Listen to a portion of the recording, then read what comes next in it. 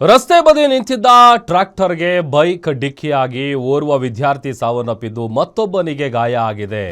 ಹೆಣ್ಣೂರು ಫ್ಲೈಓವರ್ನಲ್ಲಿ ನಿನ್ನೆ ನಡೆದಂತಹ ಘಟನೆ ಇದು. 18 ವರ್ಷದ ವಿದ್ಯಾರ್ಥಿ ರಾಜೇಶ್ ಚಿಕಿತ್ಸೆ ಫಲಿಸದೆ ಸಾವನ್ನಪ್ಪಿದ್ದಾನೆ.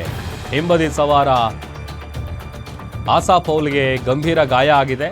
ರಸ್ತೆ ಬದಿಯ ಮಣ್ಣನ್ನ ತೆರವುಗೊಳಿಸುತ್ತಿದ್ದಂತಹ ಟ್ರ್ಯಾಕ್ಟರ್ ಸಿಬ್ಬಂದಿ ಏನಿದ್ದಾರೆ, ಕಾಲೇಜು ಮುಗಿಸಿ ಮನೆ ಕಡೆಗೆ ವಿದ್ಯಾರ್ಥಿಗಳು ಹೋಗ್ತಾ ಇರ್ತಾರೆ. ಅಪಘಾತದ ರಭಸಕ್ಕೆ ತಲೆಗೆ ತೀವ್ರ ಪೆಟ್ಟಾಗಿ ರಾಜೇಶ್ ಚಿಕಿತ್ಸೆ ಫಲಿಸದೆ ಸಾವನ್ನಪ್ಪಿದ್ದಾರೆ. ರಾಜೇಶ್ ಪೋಷಕರಿಂದ ಜಿಬಿಎ ಕಾಂಟ್ರಾಕ್ಟರ್ ವಿರುದ್ಧ ಕಂಪ್ಲೇಂಟ್ ಕೂಡ ಕೊಡಲಾಗಿದೆ.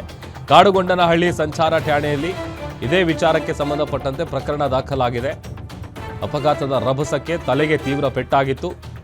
ಆತನನ್ನು ಆಸ್ಪತ್ರೆಗೆ ದಾಖಲು ಮಾಡಲಾಗಿತ್ತು. ಆದರೆ ಚಿಕಿತ್ಸೆ ಫಲಿಸದೆ ವಿದ್ಯಾರ್ಥಿ ಸಾವನ್ನಪ್ಪಿದ್ದಾನೆ. ಮತ್ತೊಬ್ಬನ ಸ್ಥಿತಿ ಗಂಭೀರವಾಗಿದೆ. ಮೃತ ವಿದ್ಯಾರ್ಥಿ ರಾಜೇಶ್ ಏನಿದ್ದಾನೆ, ಕಾಲೇಜು ಮುಗಿಸ್ಕೊಂಡು ಹೋಗ್ತಾ ಇದ್ದಂಥ ಸಂದರ್ಭದಲ್ಲಿ ನಡೆದಿರುವಂತಹ ಡೆಡ್ಲಿ ಆಕ್ಸಿಡೆಂಟ್ ಇದು. ತಲೆಗೆ ತೀವ್ರವಾದಂಥ ಪೆಟ್ಟಾಗಿತ್ತು. ತಲೆಗೆ ಏಟಾದಂಥ ಸಂದರ್ಭದಲ್ಲಿ ಉಳಿಯೋದು ಭಾಳ ಡೌಟು. ಆದರೂ ಆತ ಇವತ್ತು ಚಿಕಿತ್ಸೆ ಫಲಿಸದೆ ಸಾವನ್ನಪ್ಪಿದ್ದಾನೆ. ಕಾಡುಗೊಂಡನಹಳ್ಳಿ ಸಂಚಾರ ಠಾಣೆಯಲ್ಲಿ ಇದೇ ವಿಚಾರಕ್ಕೆ ಸಂಬಂಧಪಟ್ಟಂತೆ ಪ್ರಕರಣ ಕೂಡ ದಾಖಲಾಗಿದೆ.